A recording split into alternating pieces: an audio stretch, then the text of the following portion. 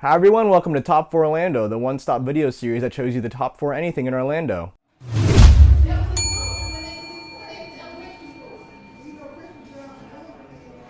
This new mode of transportation has been a little controversial. It has gone down a couple times, and I did write it myself. It was my very first time that I wrote it, and I'm gonna go ahead and give you my experience with the Disney Skyliner. So the Disney Skyliner is sort of this alpine-esque ski lift sort of box in the sky that takes you around 4 resorts in total, and also 2 parks, that being Epcot and Hollywood Studios. The 4 resorts are the Caribbean Beach Resort, the Pop Century Resort, Art of Animation, and the new Disney Riviera Resort. And when I went over to one of these stations for Skyliner, there's 4 stops. I'm like, wow, perfect, Top 4 Orlando.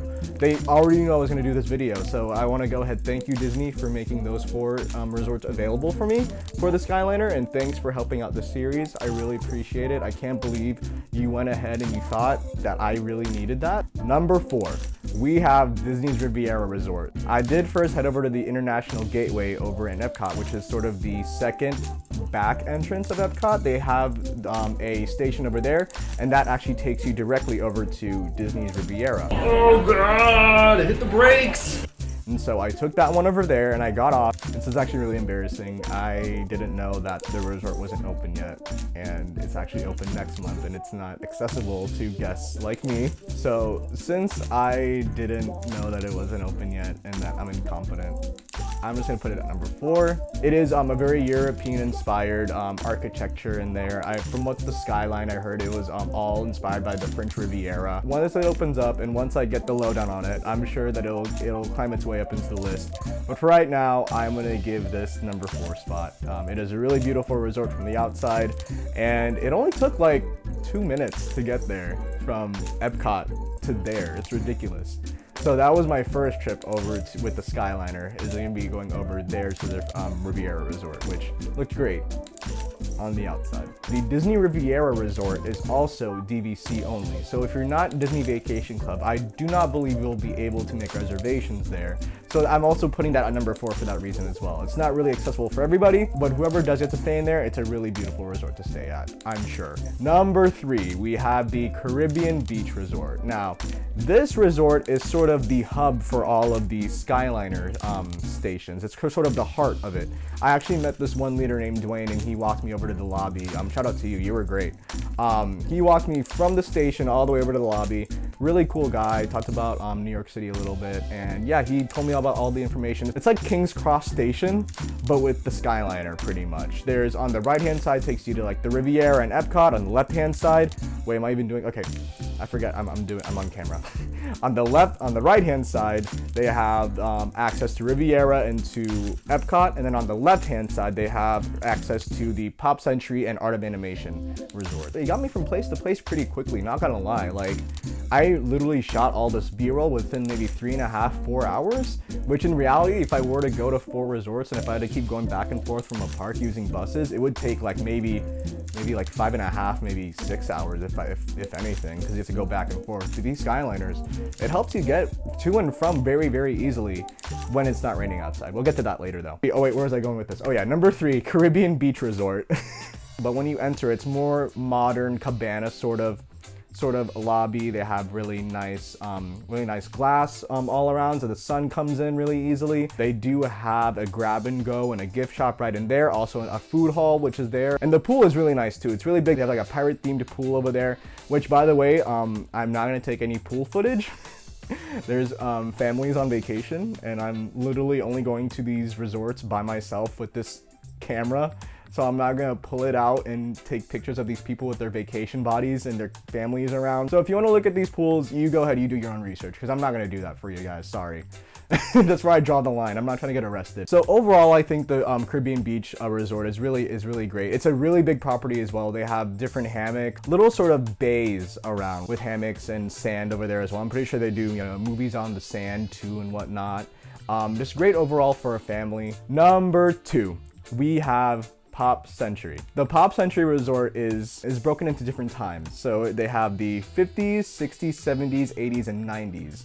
It's a really big property. The theming in general is just really big big set pieces of just statues of different Disney characters that fit into the line of those different times. They have a big pool over by near the lobby as well. The lobby is really big too. They have a gift shop and a food hall. All inside there and within the lobby. Dude, it's corny. It's a really corny resort. You're just kind of confused for the most part, and like it's so sprawled out. It's great for families, and it's great for if you have like a volleyball team or something. And a nice Disney resort that doesn't go over the top. It's just, why are like these things here? Like, does anybody really play on this like Twister set? Like, why is that there? And they have these big sprawling statues of like, you know, like big wheels and stuff like that, which is cool, but like, what does that add to anything? Like, and I mean, the rooms are really nice too, but like, for the most part, they're all sort of the same. It's just like, they just kind of just barf all these different sort of just time relevant sort of pieces to it. But I think that the pool is great. I think it's great for families. I think it's very affordable if you want to stay for multiple days. I think it's one of the better deals you could get. Yeah, man, it's just corny. Like, I don't get a lot of the stuff that's like in it. It just makes no sense to me sometimes. Like, you'll pass by stuff and like you'll look at it and then you'll just like look away. It's like, it's nothing that you want to just keep looking at sometimes, you know? It's not an eyesore. It's not like you want to stop looking at it. It's just kind of like oh, cool. And then you just keep walking. So yeah, that's what I think of Pop Century. Number 2. I didn't do that on purpose. I'm just now realizing what I did. Number 1, we have Disney's Art of Animation Resort. Now, this resort is great. It is heavily themed with Pixar and other Disney animated movies. It's sort of the same design as Pop Century, but it's just elevated to the like all the way up. All the way up. I think it's top notch. I think it is awesome. I love the statues. I love the decor over there. The lobby is gorgeous. It's pretty much the same lobby as Pop Century, because I literally went to those two back to back, and I was walking through it. I'm all like, dude, I was just here. It was just in Pop Century. It's just, everything is different. They have these really great animatics that are over in the lobby. It's really well lit. The food hall is amazing, by the way. They serve really great food. Actually, I think both Pop Century and Art of Animation sell really great food in their food halls. I think, like, out of all the resorts, I'd go to Pop Century and Art of Animation for all of their sort of food over there. They do have a lot going on. They had the biggest pool on property, by the way. They have different themed sections. It's like Little Mermaid, Cars, Finding Nemo, and Lion King, I believe. Art of Animation is probably one of the best hotels you can stay at, just overall on property. It's the top tier value resort, even though it's like, you know, maybe $30, $20 more than the actual value resorts. I'd say that if you were to look for a resort for your family, you really should go to Art of Animation. That should be your number 1. Now, Disney Skyliner. When I first heard about it, I thought it was really dumb. I did think it was like really pointless. But overall, it got me to all these resorts in under an hour. Like, if you were to go starting from Epcot or Hollywood Studios and like go to each one of these like resorts, it'd probably take like 45-30 minutes. Ooh, zoom. Which in reality, like, that's like waiting for one bus just to get to one resort. And that's great. I think that's awesome. But it's just, whenever there's lightning nearby, it just goes completely just off. It just turns off. Like, they just stop everything, and there's no way for it to move after that. And people are just stuck there.